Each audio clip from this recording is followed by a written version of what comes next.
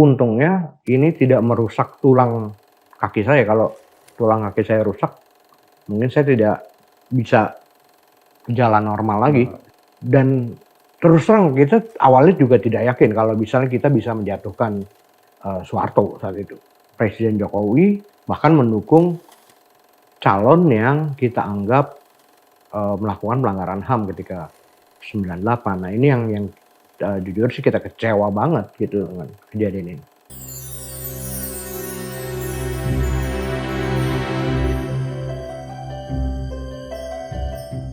Halo Sobat Forum dimanapun Anda berada, apa kabarnya?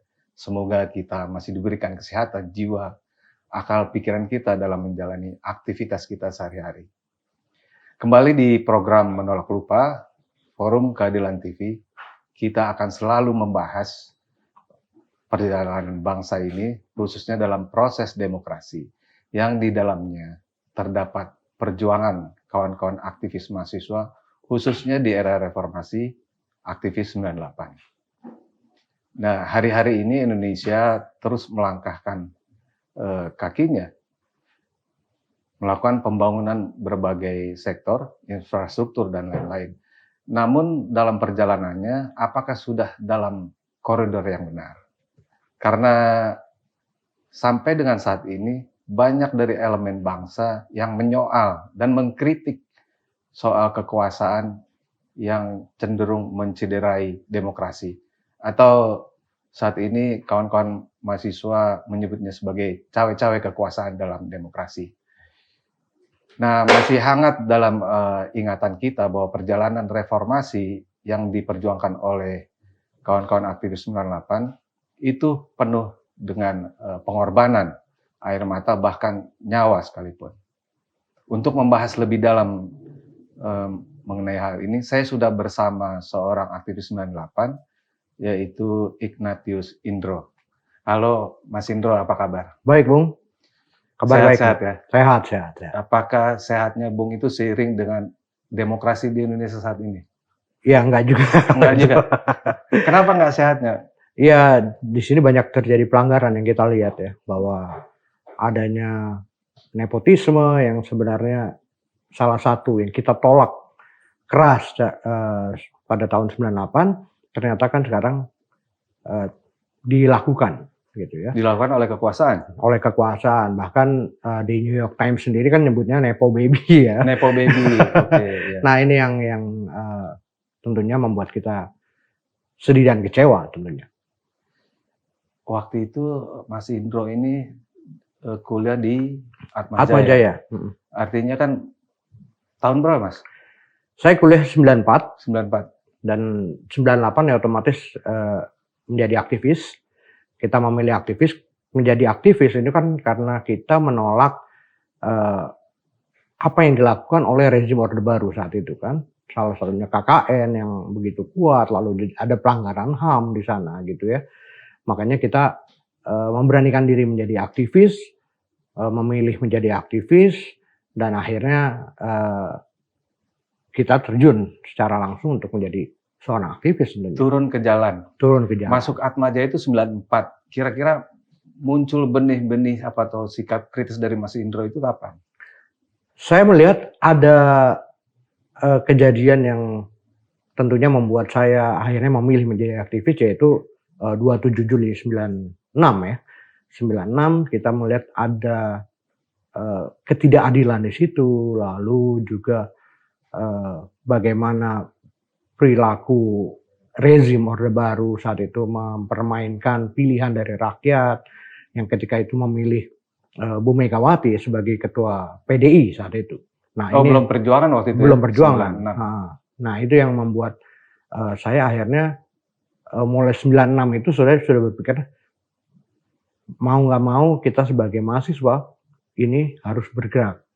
Dan kebetulan tahun 98 ini Atmajaya kan posisinya adalah paling strategis kampusnya ya. Di tengah kota itu. Di tengah kota dan paling dekat dengan DPR gitu ya. Dan ini yang akhirnya menjadikan kita mau nggak mau menjadi seorang aktivis 98. Isu apa Mas waktu aksi pertama kali yang Mas Indro suarakan waktu itu? tentunya Mas, kita menolak praktek KKN KKN yang dari begitu kental. begitu kental ya di saat itu, ketika pemilu 97 juga setelah itu kan, eee, Mbak Tutut jadi salah satu menteri gitu kan, ini kan juga, proses-proses yang kita lihat tidak benar, lalu juga, sebelumnya kejadian 27 Juli tadi, lalu juga ada beberapa, kejadian misalnya penculikan aktivis gitu ya, kita kita lihat beberapa aktivis hilang gitu. Nah, kita tergerak untuk, paling tidak ada usaha kita untuk, mengubah itu, mengubah, eee, perilaku itu dan terus terang kita awalnya juga tidak yakin kalau misalnya kita bisa menjatuhkan, Soeharto saat itu. Dan Atmajaya mulai aksi yang lumayan besar itu ya ketika di periode Mei itu paling, besar, sebelum-sebelumnya kita mungkin aksi di dalam kampus, Dalam orasi di dalam kampus. kampus kecil-kecilan, kita ikut ke, aksi di misalnya di IKIP gitu ya, dulu masih IKIP gitu, kita ikut aksi di sana, ikut kampus-kampus lain gitu. Nah, pas di bulan Mei itu memang membesar, apalagi setelah kejadian, 12 Mei tragedi Trisakti ya. Nah itu kita, merasakan bahwa rezim ini semakin brutal saat itu, semakin brutal sehingga, eee, ada beberapa kawan, aktivis dari Trisakti yang menjadi korban, Ya. gitu. Nah, setelah, 12 Mei, kemudian kan 21 Mei-nya itu Soeharto mau mengundurkan diri. Iya, Nah, teman-teman Atmajaya masuk juga ke DPR? kita masuk ke DPR, eee, kalau nggak salah sekitar tanggal 16 ya, 16 itu kita ikut aksi dari, Forkot gitu ya, Oh, pertama ya. kali kita masuk ke dalam, DPR walaupun saat itu belum pendudukan DPR. Kita baru masuk tapi, setelah itu kita keluar lagi, nah besoknya kemudian baru, pendudukan DPR gitu ya dan, kita ikut dan otomatis juga kita siap untuk, eee, menjadi kampus yang apa, menerima mahasiswa-mahasiswa lain, itu yang dari DPR misalnya membutuhkan, eee, logistik, lalu membutuhkan, eee, masalah-masalah lain gitu ya. Misalnya ada yang sakit, ada yang apa, itu di kampus kita. Kita, Buka semacam posko. iya, heeh, bahkan kita disebut, eee, kampus memang memang untuk apa, eee, menerima para misalnya korban yang jatuh sakit atau apa gitu. Jadi itu, eee, di situ kita bergerak gitu. Waktu itu kan kita belum punya yang namanya teknologi komunikasi yang bagus, Mas. Iya iya. Bagaimana teman-teman atau kawan-kawan mahasiswa itu bisa terkonsolidasi secara komunikasi, di mana pertemuan, bagaimana mengumpulkan, teman aktivis untuk bergerak bersama. Metode yang dilakukan itu apa? Kita sih, menyebarkan, agitasi dan propaganda tentunya ya, itu ke kampus-kampus, lalu juga ke masyarakat umum, lalu juga karena handphone juga cuma beberapa orang yang Udah ada punya waktu itu gitu. handphone ya? Sudah ada handphone tapi, masih terbatas sekali gitu, terbatas sekali dan, eee, di situ sih kita menyebarkan agitasi-agitasi untuk, ke kampus-kampus bahwa mengajak kampus-kampus lain yang memang peduli juga terhadap, masalah, eee, rezim yang begitu Nah, dalam otoriter. setiap aksi kan, tentunya teman-teman selalu dihadapkan dengan aparat waktu Iya itu. iya. Ada tindak kekerasan ketika teman-teman itu menyuarakan kritiknya terhadap Mhm penguasa Orde mhm. Baru. Mas Indro punya pengalaman nggak? Eee, Soal ya disapu sama aparat atau bahkan sempat diculik sama aparat? Kalau diculik sih enggak ya, cuma saya ditangkap pernah, gitu. Ya, Ditangkap pernah ketika itu, undang-undang tentang unjuk rasa ini baru keluar, gitu ya, bahwa unjuk rasa itu harus melaporkan, paling tidak memberi surat pemberitahuan Kepada aparat. kepada aparat. Nah itu ketika itu kita mencoba melakukan aksi apa nih? Kita ingin tahu apa yang akan dilakukan aparat ketika kita melakukan aksi tanpa memberitahu terlebih dahulu gitu ya. Nekat aja waktu itu Nekat ya. aja gitu. Dan ternyata emang kita ditangkap, dan Itu akhirnya persis di depan Atma Jaya? di Semanggi, Di Semanggi? di atas jembatan Semanggi itu kita ditangkap, ada teman-teman yang terpaksa loncat, ya, ada yang loncat, ada yang terluka juga gitu ketika loncat, kakinya mungkin cedera atau seperti apa, ada juga. Dan ternyata kita sekitar 20 sampai 30 orang ketangkap dan dibawa ke Polda. Nah, akhirnya kita diadili di pengadilan PN Jakarta Pusat. Jakarta Pusat Saat itu, dan kita kena kasus tipiring. Oke. Gitu. Nah, waktu di Polda berapa lama, Mas? 3 atau 4 hari. 3-4 hari. Bagaimana perlakuan aparat waktu itu sama teman-teman yang 20 orang mahasiswa? Iya, karena kita ibaratnya tahanan politik ya saat itu ya. Ini perlakuannya berbeda dengan narapidana lain gitu. Kita relatif bebas di dalam penjara itu, kita bisa kemana-mana gitu. Bahkan kita dapat makanan yang berbeda dengan narapidana lain gitu kan. Dan tapi di situ kita akhirnya ya kita berbagi juga sama mereka agar mereka narapidana itu merasakan makanan yang kita makan gitu. Nah, waktu itu suasananya seperti apa, Mas? Apakah ada intimidasi, pertanyaan-pertanyaan yang sifatnya intimidatif? Ada, kalau ada beberapa teman saya yang bahkan kena tindakan kekerasan gitu ya. Di dalam? Di dalam. Dan ketika ditanya, dari kampus mana? Atma Jaya. Oh, Atma Jaya, saya pukul gitu kan. Itu dan ada beberapa, untung saya sih tidak merasakan itu ya, karena mungkin banyak dan kita keburu langsung ditemani oleh teman-teman dari PBHI. Dulu ada Bang Johnson Panjaitan menemani kita gitu ya, selalu hadir datang di kita. Lalu juga itu yang mungkin membatasi pihak kepolisian untuk tidak melakukan tindak kekerasan terhadap kita, karena ini kan juga kasus pertama untuk undang-undang tersebut gitu. Nah, setelah 3-4 hari itu dilepas, kenapa mereka melepaskan teman-teman? Ya karena kita saat itu sudah menjalankan sidang. Oke. Sidang di PN Jakpus tadi, dan bahkan saya dulu sempat lucu-lucuan gitu karena saya mengaku namanya Budiman S. Gitu. Oke. Gitu, karena kan kita nggak bawa, memang sengaja ketika ditangkap kita nggak bawa identitas segala gitu. Itu saya mengaku Budiman S, ada yang mengaku Mega WS. Gitu-gitu itu. Jadi ini taktik ya. Taktik. Jadi pas di pengadilan ya jadinya lucu-lucuan juga gitu. Gitu, karena kita kena tipiring dan mesti membayar kalau nggak salah 32.000. 32.000. Ya cukup lumayan lah waktu itu ya. Waktu itu lumayan. Nah, Semanggi, terakhir di Semanggi pasca kemunduran Soeharto itu kan lumayan mencekam dan tegang itu, Mas. Tidak saja teman-teman aktivis yang waktu itu melakukan aksi, masyarakat pun terkena gitu ya, represinya aparat. Mas Indro punya pengalaman soal itu? Iya, yang waktu bulan Mei itu kita mulai aksi di Semanggi, kita mulai aksi, kita juga mendengar bahwa isu-isu tentang kekerasan yang akan dilakukan terhadap kita.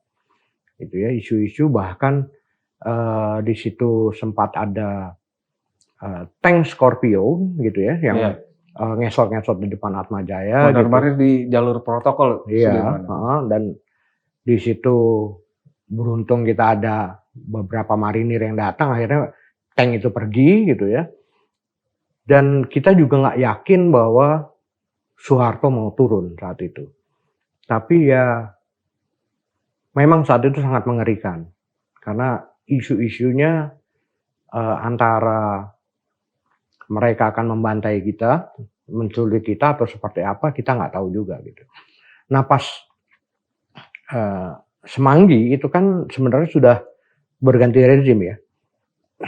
Sebenarnya kita juga saat itu menganggap ini rezim Habibie ini juga tadinya kita berpikiran ya ini perpanjangan aja gitu kan. Dan kenyataan kekerasan itu masih terjadi saat Semanggi. Saat Semanggi bahkan tadinya kita berusaha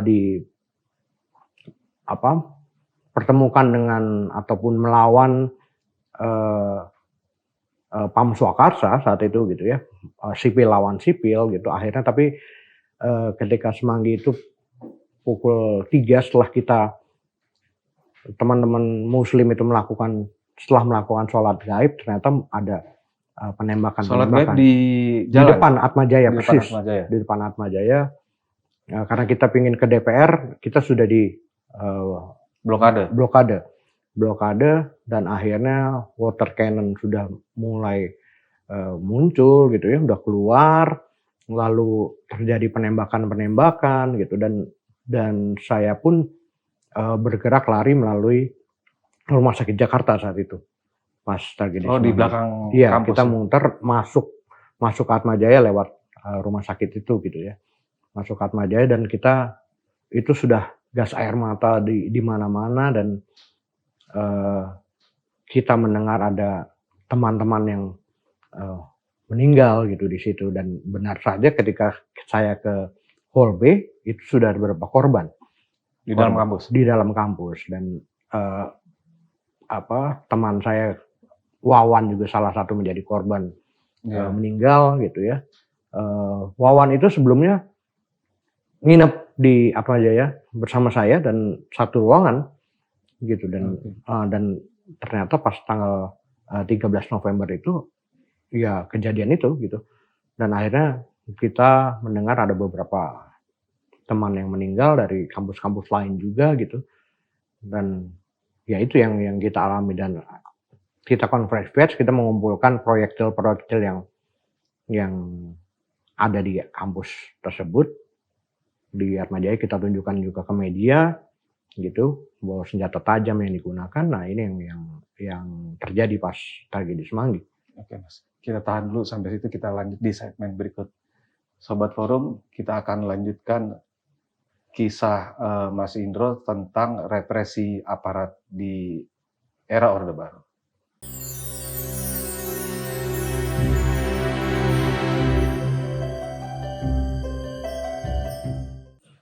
Sobat Forum, kita kembali lagi dengan testimoni Ignatius Indro semasa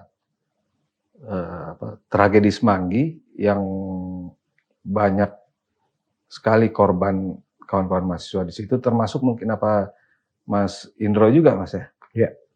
Sempat terkena tembakan Mas? Iya, ketika itu setelah tragedi Semanggi 2. Semanggi 2 tahun 99 ya. Itu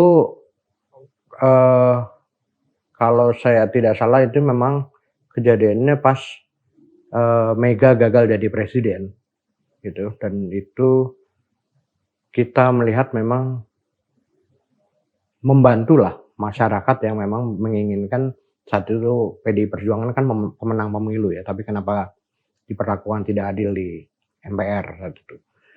Kita bergerak, lalu sempat hujan, karena kita berpikiran dengan hujan kan gas air mata tidak menyebar gitu ya. Makanya kita berusaha maju, tapi setelah gas air mata tidak maju, ternyata penembakan itu terjadi. Itu sore atau malam? Sore kayaknya. Sore. Dan tiba-tiba saya udah nggak bisa jalan. Kaki saya penuh darah. Saya nggak tahu itu kena apa, gitu ya. Nggak tahu itu kena apa. Dan kebetulan ada teman saya, salah satu teman saya dari IT yang badannya kebetulan lebih besar dari saya. Itu bisa ngangkat saya gitu. Ngangkat saya dan saya dibawa ke ambulans di situ ada ambulans dari UKI. Itu menjelang sore berarti teman-teman mahasiswa lagi aksi itu, Mas? Lagi aksi. Posisinya di mana, Mas? Saya kena tuh di bawah flyover Casablanca. Jadi kita terdorong sampai sana dan itu hujan. Tadi kan gas air mata, karena gas air mata kita mundur ke flyover Casablanca itu. Lalu terjadi penembakan, tiba-tiba saya nggak bisa jalan. Untung teman saya itu menyelamatkan saya. Fadil namanya, dari IT. Dia melihat saya jatuh, nggak bisa jalan, dia yang gotong saya gitu. Badannya untung lebih besar dari saya, dan dibawa ke ambulans UKI. Di situ, setelah itu kita dibawa ke Universitas Syahid di Tebet. Ya. Di situ saya proyektilnya langsung diambil sama dokter-dokter yang ada di ambulans itu. Gitu. Dan setelah operasi singkat tadi, saya mendapatkan kayu yang bisa untuk membopong saya kembali lagi ke Atmajaya. Balik lagi? Balik lagi, setelah darah saya udah nggak keluar lagi. Itu berapa lama, Mas? Malam itu saya baru kembali lagi ke Atmajaya, karena saya menemukan kayu yang bisa jadi tongkat ya. Itu saya juga taksi, saya balik lagi ke Atmajaya.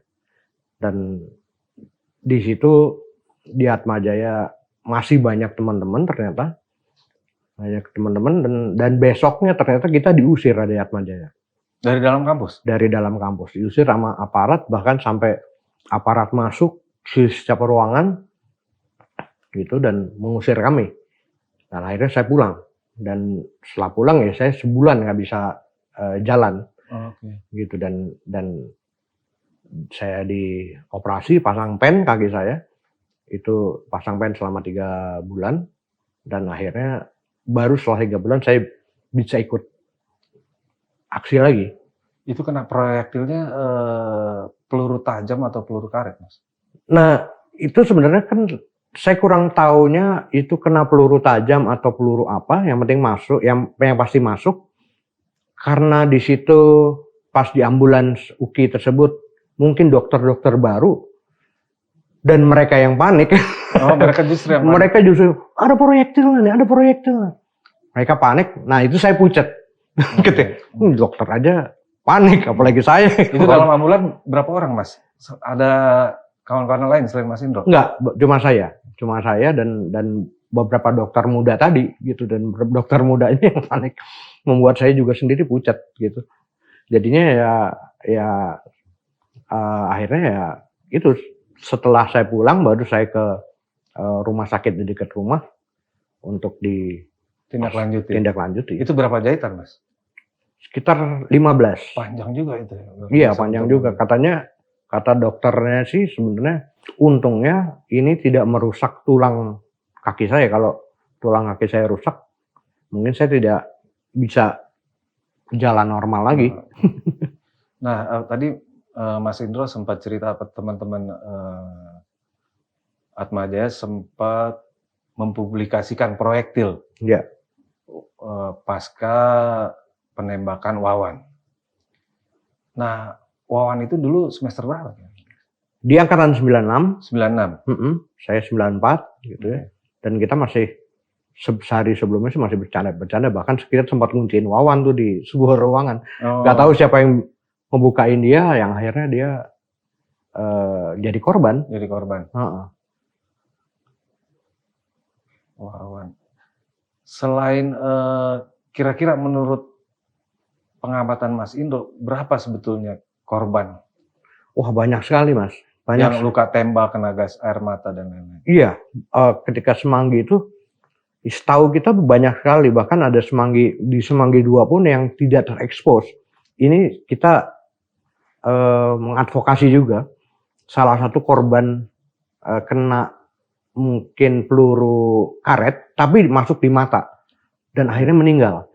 Itu korbannya adalah masyarakat di kawasan Ben Hill. Nah, itu kita advokasi juga saat itu. Nah, itu tidak terekspos. Tidak terekspos juga. Sebenarnya jadi korbannya banyak, mungkin tapi yang terekspos ataupun tercatat itu ya yang dicatat media selama ini gitu. Tapi yang di luar itu sebenarnya banyak kejadian. Artinya sikap kritis mahasiswa itu didukung sama elemen masyarakat Iya, di jelas. wilayah itu, karena memang merasakan kondisi yang sama, harga naik, gitu, KKN itu di mana-mana. Nah, kalau dalam konteks hari ini, Mas, sepertinya agenda reformasi itu KKN-nya kelewat vulgar nih, Mas. Iya. Demokrasi kita sedang tidak sehat. Iya. Komentar Mas Indro gimana? Iya, itu ya yang kita sesalkan selama ini ya, karena dari 2014, 2019 kita mendukung Pak Jokowi gitu ya untuk menjadi presiden. Tapi kita sesalkan kenapa dia mengembalikan hal-hal yang benar-benar ditentang saat reformasi seperti nepotisme itu tadi gitu kan, dengan kejadian di MK gitu kan. Ini kenapa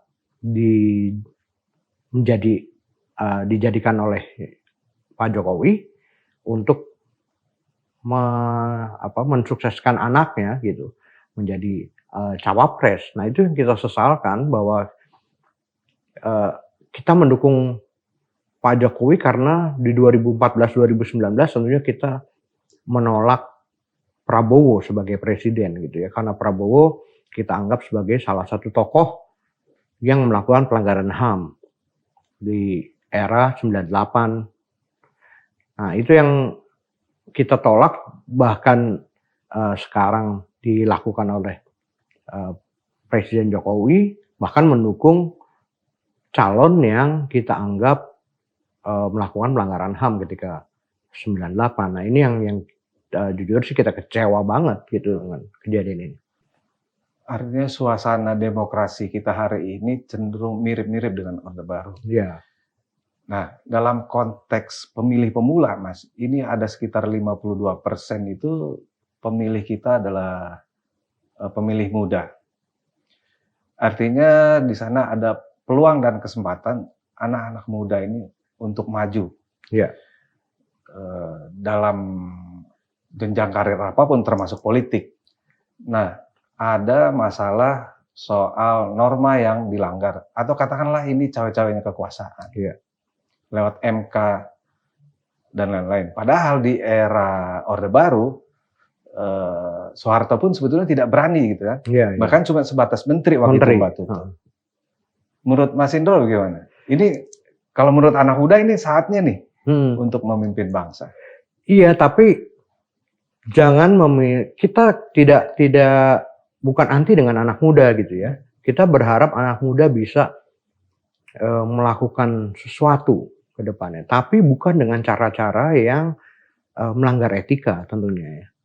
Pelanggaran etika ini tentunya malah membatasi anak-anak muda gitu. Anak-anak muda sekarang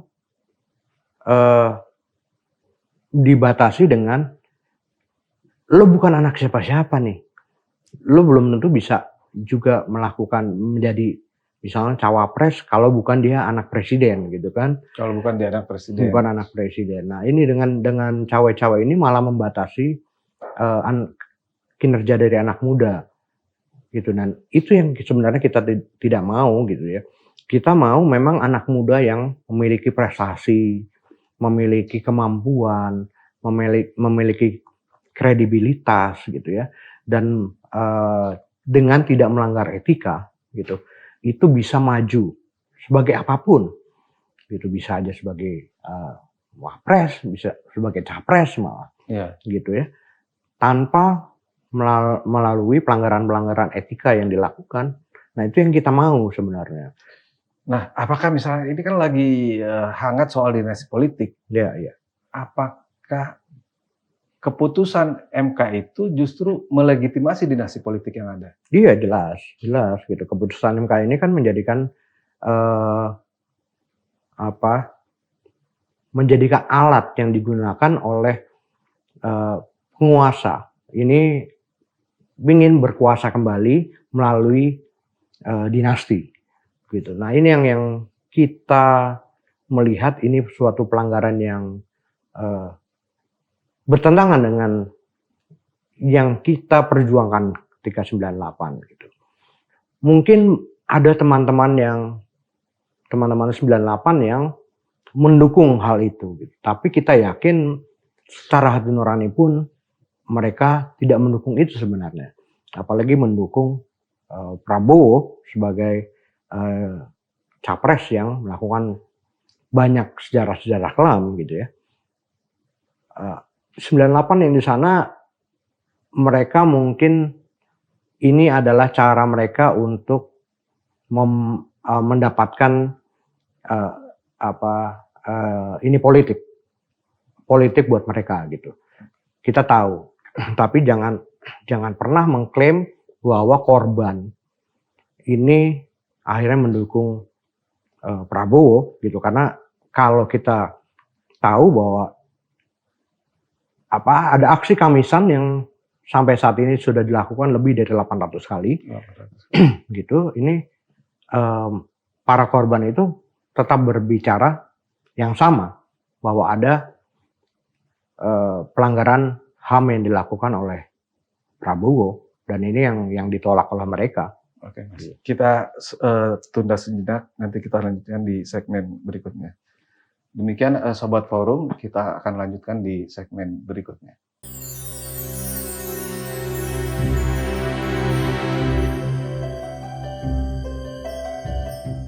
Sobat Forum, kita kembali mendengarkan kisah dari Ignatius Indro. Mas, ini ada pelanggar HAM yang sudah beberapa kali justru masuk dalam kontestasi Pilpres. Ya. Tapi sebelumnya kan di tahun 2014 ada sosok yang namanya Pak Jokowi itu. Ya. Kita memang sangat menaruh harapan kepada Jokowi itu untuk melanjutkan agenda reformasi. Dan Mas Indro tadi sempat bilang itu sebetulnya untuk sebagai sebuah strategi pelanggar HAM tidak masuk dalam kepemimpinan. Sempat di debat kedua itu salah satu paslon bilang isu HAM ini cuma bergulir 5 tahunan. Padahal kan Mas Indro dan kawan-kawan juga setiap Kamis itu Mas. Iya. Bagaimana sih sebetulnya perasaan korban yang sampai hari ini terus mencari keadilan, termasuk keluarganya Wawan? Iya, iya. Iya, kalau dari korban sendiri tentunya jelas berharap bahwa ini terjadi keadilan buat mereka gitu ya. Bukan hanya rekonsiliasi yang nggak jelas, karena kalau misalnya kita berkaca pada rekonsiliasi di Afrika Selatan, ini ada pengakuan dari para pelaku, pengakuan dan permintaan maaf para pelaku pelanggar HAM di sana gitu. Kalau di sini kan nggak ada gitu. Di sini jadi rekonsiliasi yang hanya membersihkan para pelaku pelanggar HAM gitu, membersihkan nama para pelaku pelanggar HAM. Padahal namanya rekonsiliasi tanpa kebenaran ini tidak bisa dilakukan menurut kami dan juga menurut keluarga korban. Kalau toh ada rekonsiliasi, ini harus ada kebenaran yang diungkap. Bagaimana para pelaku mengakui hal itu, mungkin keberadaan korban yang hilang sampai saat ini diberikan di mana mereka gitu ya, di mana mereka, dan mungkin dimakamkan di mana gitu, biar korban atau keluarga korban ini bisa minimal ziarah ke makam mereka. Tanpa ada kebenaran ataupun pengakuan dari pelaku pelanggar HAM, saya pikir juga tidak akan terjadi rekonsiliasi namanya gitu. Ini hanya pemutihan, walaupun mungkin korban dikasihkan semacam pengembalian materi gitu ya, secara materi gitu ya. Tapi selama belum ada Pengakuan. pengakuan ini, saya pikir ini bukan rekonsiliasi yang betul. Nah, toh kan para korban pelanggar HAM turut mendukung ini, Mas. Iya, iya. Di sana ada Budiman CS yang melakukan campaign terhadap paslon yang punya identifikasi terhadap pelanggar HAM. Iya. Nah, kemudian ada juga teman-teman aktivis 98 bahwa Prabowo itu secara politik dan hukum telah selesai. Menurut Mas gimana? Ya belum selesai selama belum ada pengakuan dari Prabowo, permintaan maaf gitu ya, dan harusnya memang diberikan sanksi minimal, sanksi sosial, di mana dia tidak bisa berpolitik lagi gitu ya, tidak mendapat hak untuk berpolitik kembali. Kalau berkaca pada Afrika Selatan juga pelaku pelanggar HAM ini juga dihilangkan hak untuk berpolitik gitu kan. Nah, harusnya di sini juga dilakukan seperti itu gitu. Para pelanggar HAM tidak bisa lagi untuk mempunyai hak untuk berpolitik karena mungkin dia tidak dihukum secara hukuman dari sisi hukum ya, tapi harus ada pengakuan, permintaan maaf dan juga kehilangan hak untuk itu gitu. Nah, itu yang harusnya dilakukan di sini. Kalau untuk tadi kawan-kawan 98 yang di sana, ya saya sih mengerti kalau mereka mengambil langkah tersebut sebagai langkah politik agar dia bisa menjadi ini politik ke depan gitu, langkah politik praktis mereka ke depan.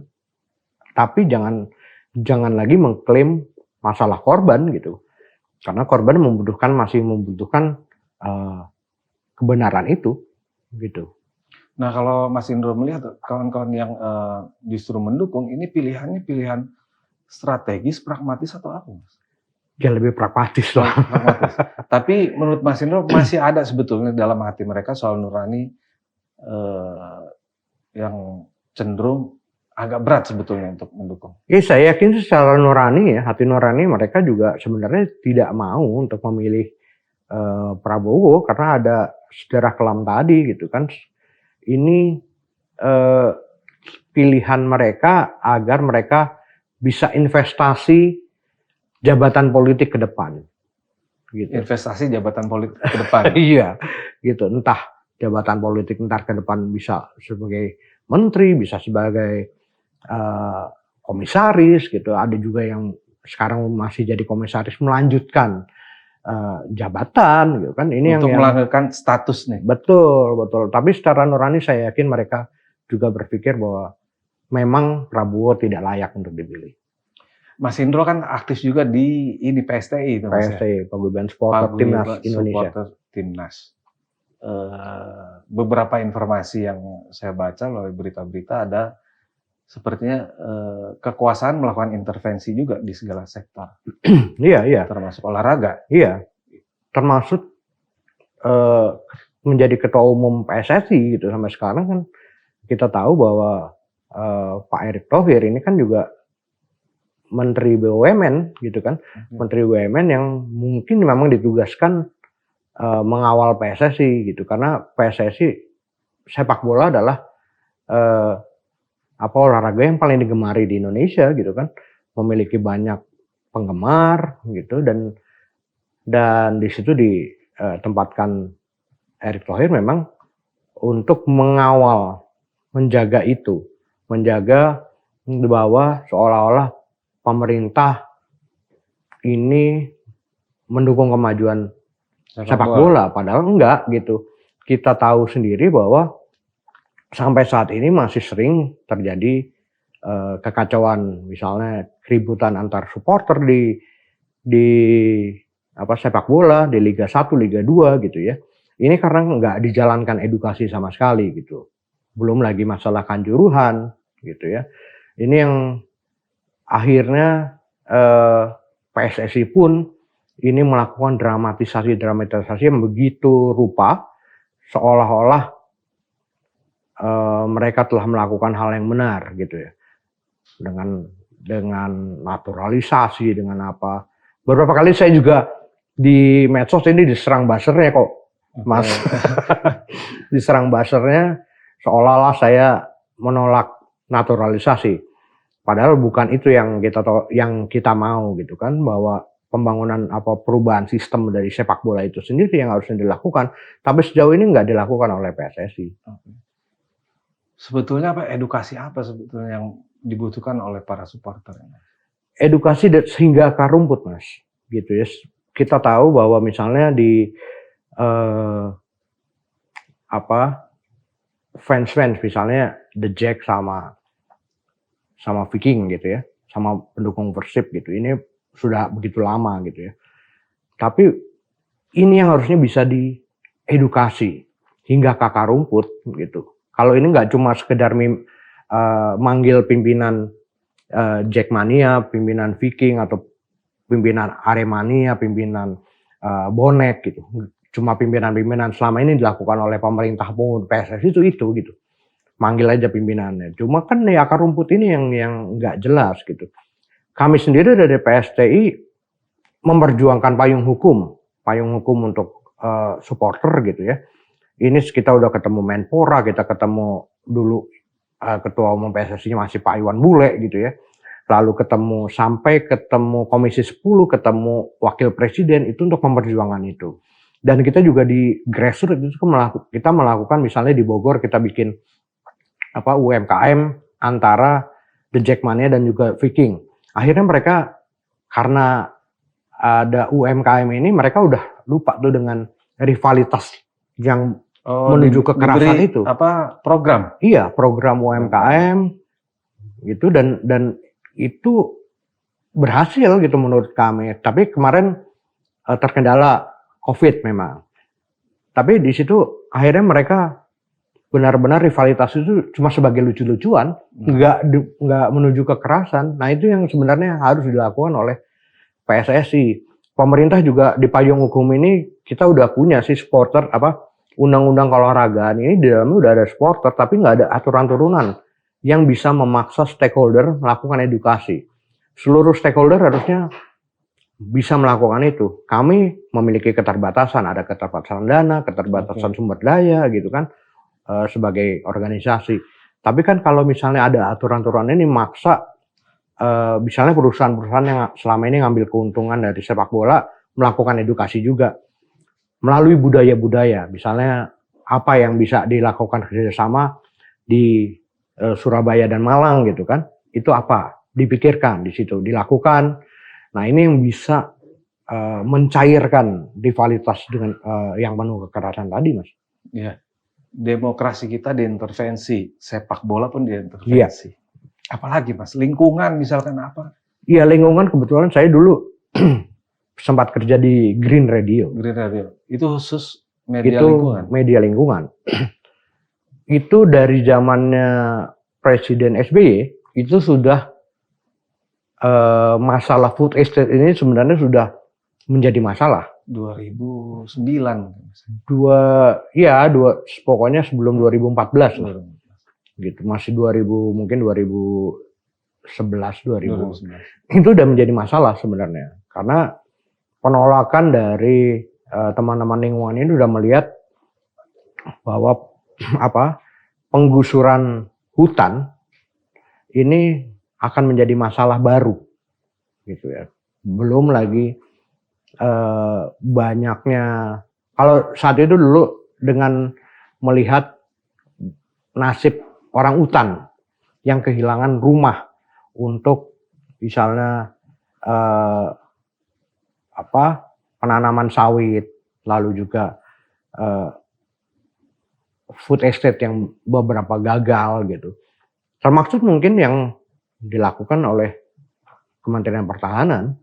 Oh, food estate yang... Iya, ini juga penolakan dari kawan-kawan yang bergerak di lingkungan hidup ini sangat keras di sana gitu, karena banyak sekali hutan yang ditebang gitu, pohon-pohonnya. Akhirnya mau ditanam singkong nggak bisa gitu, tanam jagung lewat plastik. Iya. Nah ini yang terjadi gitu. Artinya apa, food estate memang sudah menjadi program sejak dulu ya? Sejak dulu Sebelum dan itu. dianggap kemungkinan bermasalah ini besar sekali gitu. Dari perspektif lingkungan ini kan sebetulnya merusak ekosistem, Iya, termasuk betul. orangutan. Nah kalau dalam konteks food estate hari ini Mas? Ya kenyataannya seperti itu gitu. Ketika hutan dibuka gitu ya, belum tentu lahan itu bisa ditanam dengan mudah gitu kan. Ini kan harus ada kajian-kajian tersendiri apa yang bisa ditanam di hutan yang sudah ditebang itu gitu kan, di tanah-tanah itu gitu kan. Dan ketika dipaksakan ini akhirnya gagal. Nah ini yang terjadi saat ini gitu, kita lihat bahwa belum tentu juga food estate ini bisa untuk melindungi bahan makanan masyarakat gitu. Soal ketahanan pangan ya. Betul. Kita stop dulu sampai di situ Mas, kita lanjut ke segmen berikutnya. Sobat Forum, kita akan kembali di segmen berikutnya.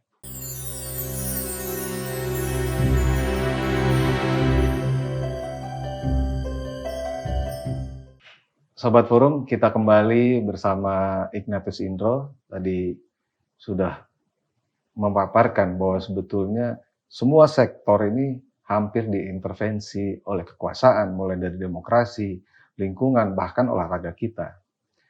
Mas, kalau ini kita balik lagi soal tragedi Mei ini, luar biasa ketegangan, kekacauan, banyak korban dan lain-lain. Kira-kira refleksi Mas Indro sendiri bagaimana? Iya, yang luar biasa sebenarnya pas saat itu adalah tragedi Mei 98, begitu banyak sekali korbannya. Itu bahkan pengalaman pribadi saya untuk ketika itu di kawasan Cipulir, kalau rumah saya di sekitar situ ya.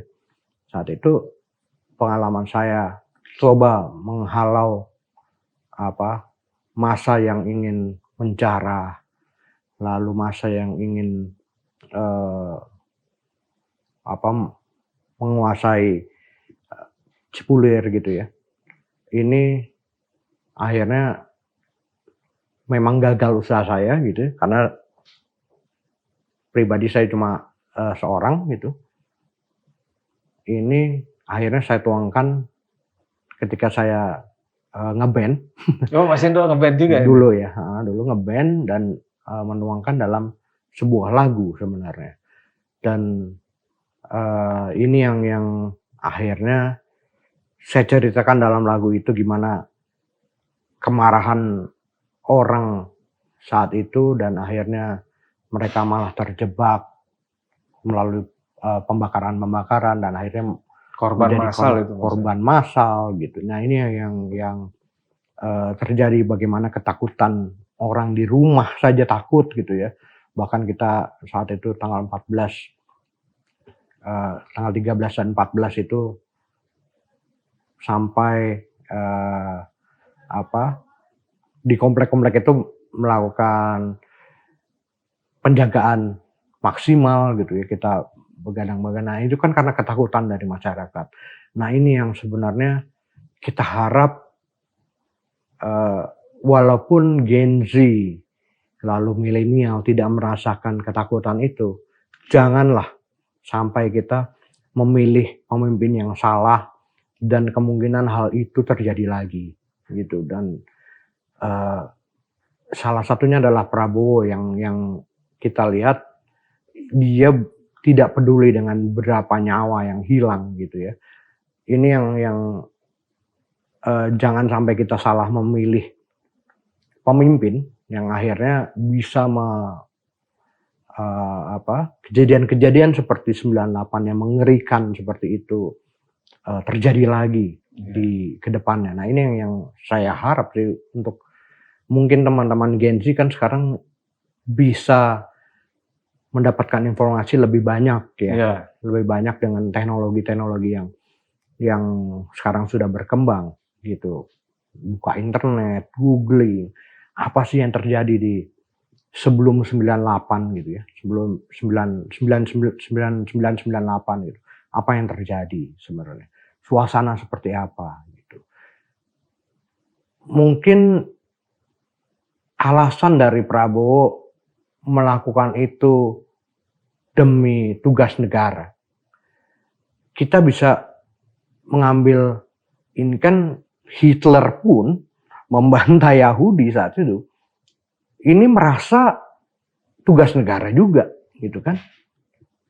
Ini yang terjadi gitu loh. Kalau misalnya kita salah memilih pemimpin yang memang nggak peduli itu dengan nyawa, dengan hilangnya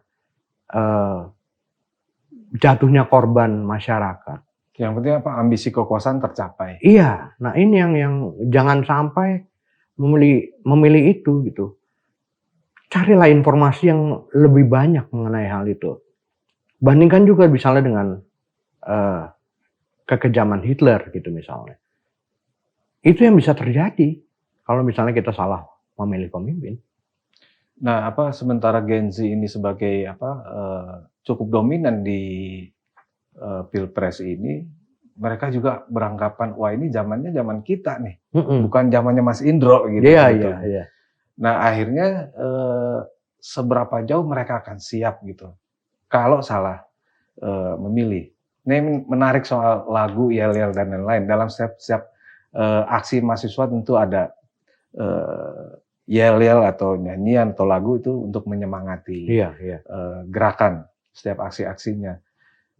Nah, aksi-aksi mahasiswa hari ini menurut Mas Indro bagaimana? Ini aksi mahasiswa sangat positif.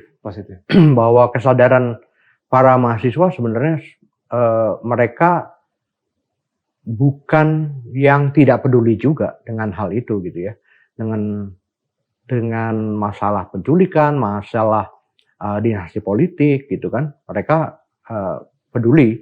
Nah, ini yang menunjukkan sebenarnya Gen Z ini sebenarnya bisa mencari informasi itu gitu, mencari informasi yang benar. Pemimpin seperti apa sih yang harusnya memimpin bangsa ini gitu. Jangan sampai mereka salah pilih cuma karena gemoy-gemoyan gitu, cuma gara-gara merasa terwakili dengan Gibran gitu kan. Nah, ini yang harus dihindari. Bagaimana kemungkinan orang yang memang memiliki rasa atau ketidakpedulian terhadap jatuhnya para korban. Nah, ini yang harus dicari informasi itu. Dan mungkin kita tidak bisa langsung memaksa Gen Z untuk bersikap seperti kita gitu kan. Tapi cobalah cari informasi yang betul. Sekarang sudah mudah sekali mencari informasi itu. Nggak kayak kita. Ya, ini kan Gen Z cukup secara teknologi informasinya sudah cukup baik, literasinya cukup baik. Artinya bukan semata-mata mereka yang mencari. Yeah. Artinya kan masih ada tugas-tugas yang jadi PR besar atau tanggung jawab besar teman-teman aktivis termasuk Mas Indro. Kira-kira Mas Indro masih turun ke kampus-kampus atau melakukan edukasi? Iya, kita beberapa teman sih memang kembali ke kampus gitu untuk memberikan masukan-masukan terhadap teman-teman mahasiswa gitu kan. Itu yang dilakukan. Mungkin juga dengan kita juga melakukan pendidikan seperti itu di media sosial juga media sosial. Karena medan pertempurannya pindah ini Mas ya. Dari dunia nyata kita aksi-aksi jadi demonstran ke media sosial. Nah, itu kita lakukan juga gitu. Kita berikan pencerahan terhadap itu. Kita mengingatkan minimal carilah informasi yang betul terhadap kejadian-kejadian masa lalu gitu. Jangan sampai kita mengulang masa lalu seperti kejadian di Filipina yang anaknya diktator bisa jadi presiden gitu kan. Nah, ini yang kita tidak mau hal itu terjadi juga di Indonesia gitu. Nah, kalau balik lagi ke kampus melakukan supporting kepada aksi-aksi mahasiswa, toh pemerintah juga masih punya kekuasaan untuk mempengaruhi teman-teman mahasiswa, misalkan lewat BEM misalnya. Iya. Kira-kira apa yang harus kita lakukan, Mas? Yang harus kita lakukan memang kita yang aktivis 98 ini kembali ke kampus masing-masing untuk berdialog pada mereka gitu. Kita tidak memaksa mereka untuk seperti kita gitu ya. Tapi kita memberikan informasi yang ini loh, kalau misalnya salah milih kejadian itu bisa seperti ini gitu. Untuk itu kita sih support deh teman-teman mahasiswa yang melakukan aksi kemarin, melakukan penyebaran agitasi juga gitu ya. Itu harus diperbanyak lagi, mungkin melalui media sosial juga gitu. Kemarin mungkin ditahan oleh kekuasaan untuk penyebaran informasi yang mereka lakukan, tapi jangan menyerah di situ, sebarkan melalui sosial media kalian untuk mengajak teman-teman Gen Z memilih pemimpin yang benar. Ya, artinya gini kita bukan menakut-nakuti. Kita gitu bukan ya. nakut-nakuti. Tapi ada konsekuensi yang bakalan diambil. Artinya mungkin kalau misalnya kita salah pilih dalam konteks sikap kritis mahasiswa ini kembali dibungkam. Iya, betul. Nah, kan sebetulnya kemerdekaan berserikat, berpendapat itu sangat terbatas di era Orde Baru. Iya, Dan hari ini pun sepertinya hampir mirip-mirip. Iya, Cuma iya. represinya bukan fisik. Betul. Nah, mungkin pertanyaan terakhir ini, Mas. Klaim aktivis 98 ini cukup seksi, Mas. Terutama dalam kontestasi Pilpres. Harapan dan pesan Mas Indro nih buat kawan-kawan yang katakanlah lo ini pilihan politik. Tapi di sisi lain kita dulu sama-sama turun ke jalan, berdarah-darah, bahkan kawan-kawan kita juga masih belum jelas nih keberadaannya. Iya, kita sih berharap bahwa aktivis 98 selalu mengingat bagaimana kita menjadi seorang aktivis. Bagaimana kita memilih menjadi seorang aktivis. Apa yang kita perjuangkan saat itu. Jangan sampai perjuangan kita saat itu ini malah dikaburkan dengan pemilihan orang-orang ataupun pemimpin yang malah mengembalikan era Orde Baru itu gitu kan. Nah, ini yang kita harap, pakailah nurani kembali. Hati nurani teman-teman dari 98 ini memilih dengan secara nurani, tidak hanya menjadi loncatan politik semata gitu kan. Loncatan politik semata yang akhirnya akan mengembalikan kekuatan Orde Baru kembali. Nah, ini yang saya harap buat di teman-teman aktivis. Untuk Gen Z dan juga milenial, pergunakanlah informasi yang saat ini begitu mudah didapat untuk mencari plus minus dari pemimpin yang akan kalian pilih. Rekam jejaknya harus jelas gitu. Nah, ini yang harus dimanfaatkan oleh Gen Z. Kita tidak bisa mengintervensi mereka, tapi carilah informasi sebesar-besarnya. Mana pemimpin yang memang tidak punya rekam jejak yang jelek, yang kelam, gitu, yang bisa mengembalikan situasi kelam kita seperti era Orde Baru. Nah, itu cari informasi seluas-luasnya. Seluas-luasnya termasuk di program Menolak Lupa Forum Keadilan TV. Artinya masih ada optimisme bagi kita semua, khususnya menaruh harapan kepada kawan-kawan Gen Z hari ini. Dan satu hal lagi soal nurani, Mas. Iya, betul. Ya, dan rekam jejak. Terima kasih Mas Indro atas kesempatannya untuk sharing. Iya. Sobat Forum, demikian bincang-bincang saya dengan Ignatius Indro, aktivis 98. Mudah-mudahan ini menjadi informasi yang sangat berguna dan dijadikan spirit perjuangan kita ke depan dalam menapaki demokrasi Indonesia mendatang. Sampai jumpa di program Menolak Lupa selanjutnya.